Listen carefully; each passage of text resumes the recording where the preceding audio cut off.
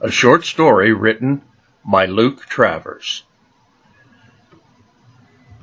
Grace was worse than I'd thought from our first conversation in the park, and, since there is never a good time to go home, I'd made a last-minute decision to share in her last days, as painful as that would be for all of us. She really didn't have anyone else that wasn't a nurse or nanny. No one had called or come by, not even co-workers, which had pissed me off. Maybe she'd been distant with them for a reason. I had no fucking clue, and it seemed pointless to bring it up. When Paige, the nanny, had come by one afternoon, I'd gone home long enough to pack a small bag for myself and get Beans and all of his things to bring with me as well. He'd made a mess in just the little time I'd been gone, and I thought the kid would enjoy having the little flea bag cat around. I was right. They did everything but go to the park together. It was love at first sight kind of shit, and Grace hadn't minded at all. Barely noticed, actually. There was rarely a time when you didn't see one without the other, watching TV, playing with the kids' toys, even when they slept. Days ran into nights, ran into one big fucking blur. And with each passing moment, Grace was slipping more and more from this world, and it killed me to have a fucking ringside seat. If only I'd had the capability to be a coward, then what? I couldn't have fucking lived with myself, that's fucking what. The kid had his moments when he couldn't be pulled from Grace's side in her room. He would just lay next to her and babble about what him and I had done, or something he'd eaten, or something Beans had done. Even if she was out of her mind on painkillers, he just needed the closeness. My chest tightened painfully at times, because I wondered how he would handle it when she was gone for good. And what would I tell him when that happened? That his mother had what? Gone to a place in the sky? That she was part of this world now? What the fuck did I tell him? A lie? I don't know. When people died, they were gone. It's just a cold, hard, terrible fucking truth. Chapter 2. Rubbing the sleep from my eyes, I walked across the room and checked the time above the mantel. 4:27 a.m. The pitter-patter of rain had been pelting against the apartment windows since around 2 this morning. Thankfully, the kid and Beans had slept through most of the storm. However, his mother Grace had not, which meant I was awake for the duration as well, pacing her room and the hall, frustration and anger filling me. The drugs starting to lose their potency with her. She was waking up more frequently with mournful wails which filled her room as she writhed in her bed, begging us for relief.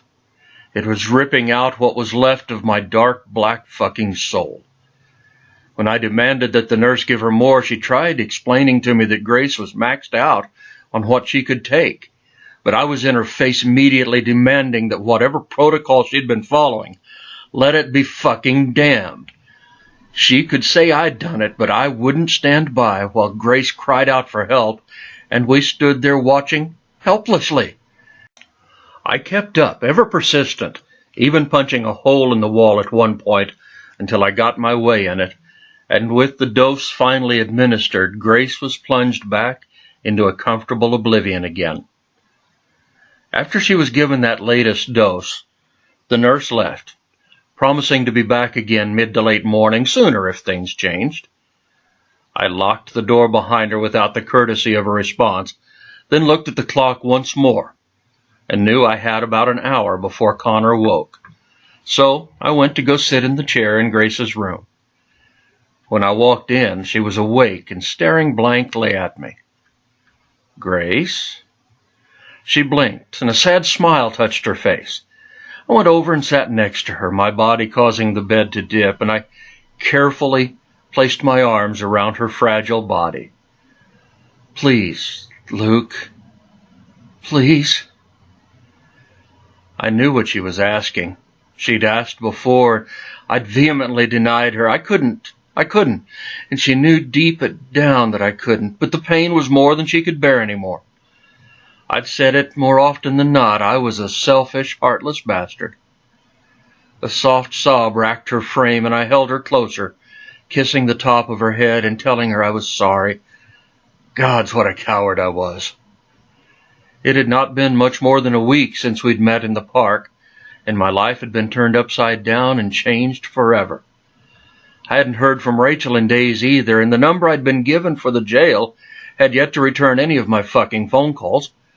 I was a man who was dangling by one last fucking nerve. And then there would be an explosion of epic proportions. Chapter 3. Isn't it surprising to know how much your life can change in the matter of a moment, a few days, a few fucking precious weeks? Grace and I had been on the outs when she'd told me she was pregnant with the kid, with Connor. I couldn't talk her into getting an abortion, no matter how hard I'd tried, but still stuck around for most of the pregnancy. I mean, what kind of a prick would leave her on her own to deal with that, right? I hadn't been emotionally available to her, though. I know this because she used those exact words to remind me often. Thinking her carrying our kid would fix us if I'd only try. Just try. Her voice echoed in my head again and again. But I didn't have an ounce of compassion in me. And never did the chivalrous holding of her hair through her morning sickness. Never went with her to childbirth classes. Didn't help her pick out clothes, a crib, fucking diapers. I was a dick of the grandest kind, as I'd hand her money and walk out the door again and again and again. There was never a time I went to prenatal appointment or either sonogram she'd had done. I barely managed to smile at being told I was having a healthy baby boy. And none of this had fazed me one damn bit until now. She was going to raise our son as she worked her way through the law firm she'd interned at. Hell, she hadn't even felt she could call to let me know that she was in labor and had gone through it all alone. I'd gotten a call from her a few hours later, and when I'd stumbled into the room, a stupid grin on my face, a few drinks in me so I could survive it, she had rightfully sent me on my way. Like the coward I was, I'd nodded and kissed her forehead, telling her I'd put money in her account monthly. I'd barely even peeked into the hospital bassinet as I left the room. If anyone deserved this fate, it was me, not her. The gods, if they existed, had a wicked sense of humor. There was a movement in the bed beside me, and she was placing her soft hands to either side of my face, pressing her lips to mine. Without opening my eyes, I choked up and whispered against her mouth, "I'm sorry, Grace."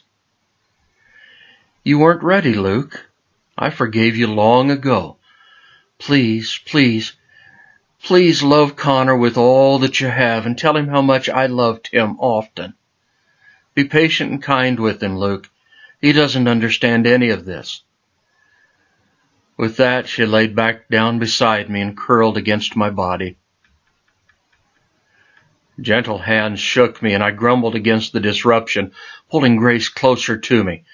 She was finally sleeping, and the kid wouldn't be up for hours. More shaking, and words were whispered in the dark, quiet room. "She's gone, Luke. Wake up." "She's gone," an insistent voice whispered again. It took a moment to focus on what was being said, and then my eyes flew open wide as I sat up in the bed and looked down where she lay. The lamp was low on her side of the bed, and I could see that she was still, drained of all color, a waxy complexion, her features finally void of all hints of pain. The nurse had taken out her IV and the oxygen mask that had helped aid in her breathing. I must have dreamed her goodbye. She was at peace, finally. There would be no more cries for relief, no more waking up panicked, no more Tears filled my eyes, and I leaned down to kiss her one last time, then got out of the bed and looked at the nurse. What do we do now? The nurse, dabbing her eyes with tissues, walked me through what would happen now. She'd put in a call already to the doctor on call. He was on his way to call her time of death. Then someone from the morgue would be by to take her body to the funeral home, where she would be prepared, cremated, and then in a few days we would have a small service for her. That would be it. I couldn't take being in the same room any longer and turned to leave, making my way to Connor's room. I opened his door carefully and looked in. His little airplane nightlight glowed in the dark, and Beans curled up next to him. They looked too peaceful to wake, so I closed the door again. The doctor wasn't around much longer than it took to call her time of death and give the nurse some papers, which I would be getting later when they were all filled out. A half hour after he left, a couple of men from the morgue came by with a hearse to claim her body, putting her in a plastic bag and on a gurney. They zipped it up before they rolled down the hall to leave, and I stood there, shaking hard and wanting them to take it off her face, knowing it no longer mattered. Now I had to explain to Connor, to my son, that his mom was no longer with us. And I was still at a loss as to just how I was going to do that.